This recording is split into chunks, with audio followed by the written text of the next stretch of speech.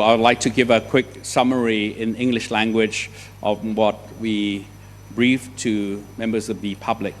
As a result of our meeting, the outcomes from the meeting of the Ad Hoc Centre for Thailand, Cambodia Border Situation this morning, we have the following to report. Firstly, on the overall situation of Thailand-Cambodia border, both sides continue to maintain their forces in fortified positions. There are reports that the Cambodian Armed Forces has modified its strongholds and reinforced key areas, including Ta Mun Thom Temple, Ta Kwai Temple, Chong Donao, Chong Khan Ma, Chong Ta Thao, Satasom, and Phu Phi. Troops have been sent to replace these lost, indicating that the Cambodia Armed Forces has suffered heavy casualties in recent time. Secondly, treatment of the prisoners of war. There are news reports that the Cambodian Human Rights Committee has submitted a complaint to the Office of the United Nations High Commissioner for Human Rights, or the OHCHR, accusing Thailand of violating international law by detaining Cambodian soldiers. This is deemed a complete distortion of facts by the Cambodian side. The 20 Cambodian soldiers currently in custody qualify as prisoners of war. This is because they belong to the armed forces of a party to the conflict. Both Thailand and Cambodia are parties to the Geneva Conventions, which clearly define the treatment of POWs. And also the Geneva Conventions applied during the armed conflict, including the recent event that Thailand and Cambodia faced.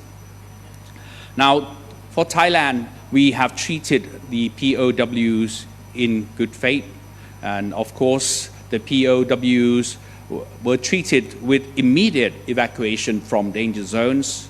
Secondly, medical examinations were promptly conducted, and they were also provided with appropriate and sufficient food, water, and clothing, and they will be released and repatriated only when the armed conflict ends, and not just now, because the ceasefire is not included as part of the ending or conclusion of the armed conflict. And to date, 2 Cambodian POWs out of the 20, one injured and one with mental illness, were repatriated on the 1st of August 2025, and still with 18 still in custody by the Thai authorities. Additionally, the Thai Ministry of Foreign Affairs has submitted a formal protest to the OHCHR against the Cambodian Human Rights Committee's accusations. To demonstrate transparency this week, Thailand has invited representatives from the International Committee of the Red Cross, or the ICRC, and the OHCHR to visit the detained Cambodian soldiers on site. Now, another part of the issue that we discussed at the Ad Hoc Centre meeting today was the observations from the news regarding the treatment of the Cambodian war dead. It appears that the Cambodian government and military have neglected their obligation to take care of the bodies of their deceased soldiers. Thailand has always upheld humanitarian principles, even when we are the affected country.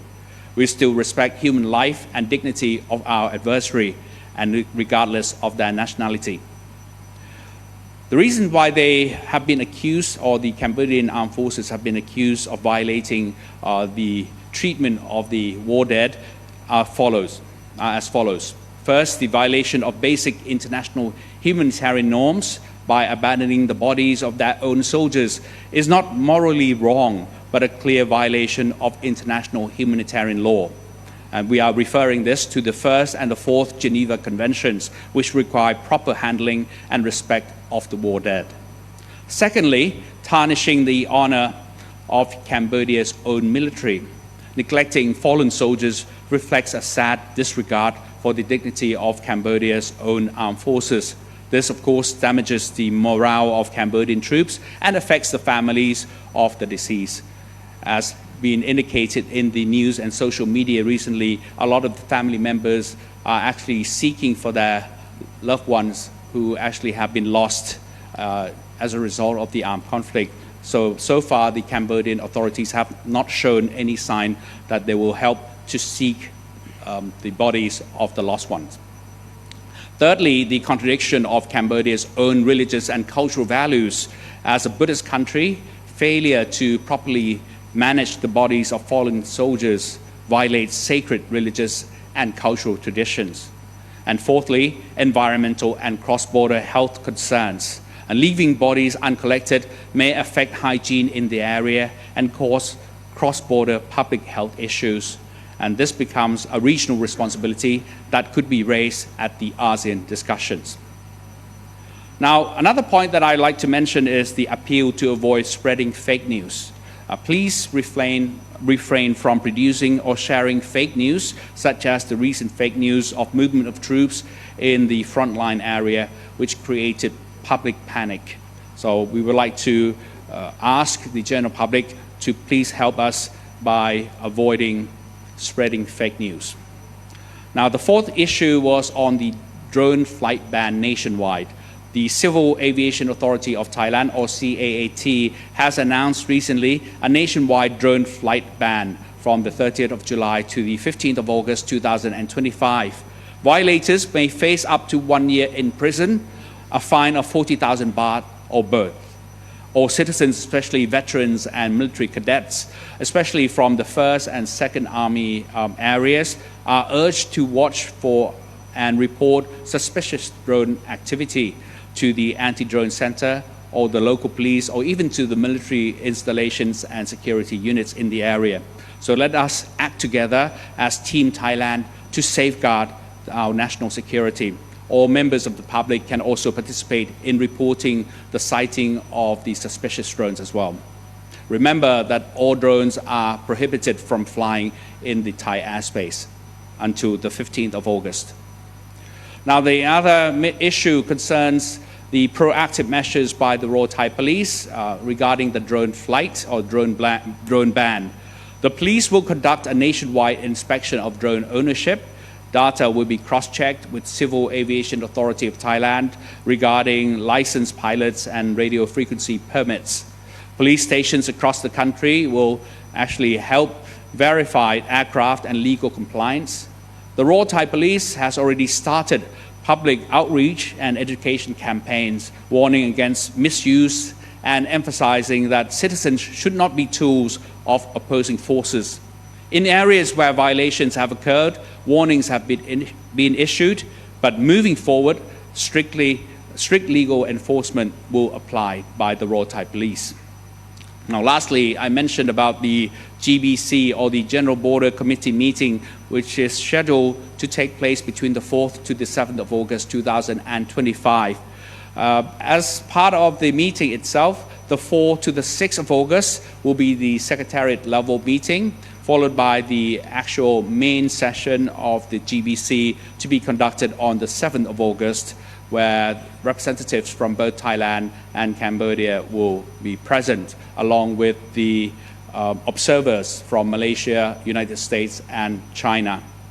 Attendees from the Thai delegation will include Director General of the Border Affairs of the Royal Thai Armed Forces, representatives from the Ministry of Foreign Affairs, Interior, Defense, as well as the National Security Council.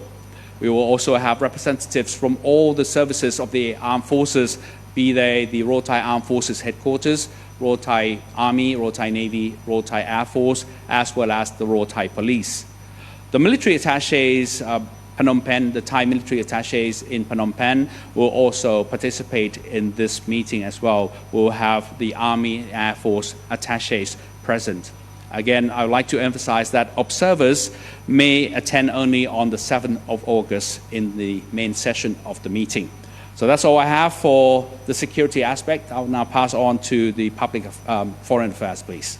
Thank you very much, and good afternoon to our international friends tuning in for today. I have two topics from the foreign affairs perspective to share with all of you. The first topic regards the ongoing international outreach by the Ministry of Foreign Affairs and Thai diplomatic consular missions abroad. Over the past few days, the Ministry of Foreign Affairs, through members of our high-level executives, ambassadors, and consuls general, continue to use all possible avenues to share the facts and Thailand's positions and commitments on the matter. through diplomatic channels and key international forums. For example, at the Helsinki Plus 50 conference under the Organization for Security and Cooperation in Europe, otherwise known as the OSCE framework, our Director General for European Affairs Department clarified facts surrounding Cambodia's unprovoked and indiscriminate attacks against Thai civilians, which has compelled Thailand to exercise its inherent right to self-defense under international law. She also reiterated Thailand's commitment to the ceasefire agreement and readiness to utilize existing bilateral mechanisms to resolve the situation. For other Ministry of Foreign Affairs executives and ambassadors, they have paid courtesy calls and on high-level representatives of their host countries and given interviews to international media to provide updated information and clarifications on issues of mutual interest regarding the situation, as well as to reaffirm our principled position that adheres to the peaceful resolution of tensions and, most importantly, our ongoing commitment to transparency and providing the facts without any distortion. The feedback has been positive, with countries expressing their sympathy and support for our approach and management of the situation thus far. The second topic regards a follow-up briefing on the situation for diplomatic corps and international organizations, as well as an FCCT panel discussion. Today at 10:30, the Ministry of Foreign Affairs held another follow-up briefing on the Thailand-Cambodia situation for diplomatic missions and international organizations, which was attended by 121 diplomats from 74 countries, 1 organization, and 16 international organizations. They were briefed on the outcomes of the recent visit to the affected civilian areas on Friday, August 1st, by the Diplomatic Corps defense attachés and the media, foreign and Thai, and additional information as well, of course, on the latest developments in the current situation. This briefing was led by the Minister of Foreign Affairs, and it was the third such briefing since the situation began. It is an opportunity for us once again to clarify the facts on a number of issues which regrettably have been subjected to Cambodian disinformation. So in addition to our press briefing here, you are very welcome to follow the outcomes of this diplomatic briefing, which the Ministry of Foreign Affairs spokesperson will brief the press on afterwards. This will be live on our Facebook page, so do feel free to follow us there. Also today at 6 p.m., 1800 hours this evening, the spokesperson for Security Affairs and myself will join a panel discussion at the Foreign Correspondents Club of Thailand, the FCCT, titled Media Coverage and Public Communications Approaches for the Thai-Cambodian Border Tensions. This is open to Thai and foreign media, as well as interested members of the public. The event will provide yet another important channel through which we will discuss the directions and the operations of our public communications work on this matter. We are ready to share, we're ready to listen, and to have open and constructive discussions on issues such as the current information warfare and how we can address it and manage it together. Final remarks for today, let me conclude by sending a word of encouragement to our team who are right now in Malaysia, beginning with the GBC's Secretariat level meeting today. Their discussions represent a further and very important return to the negotiating table on the basis of good faith and to de-escalate tensions and resolve our differences peacefully. Thank you very much.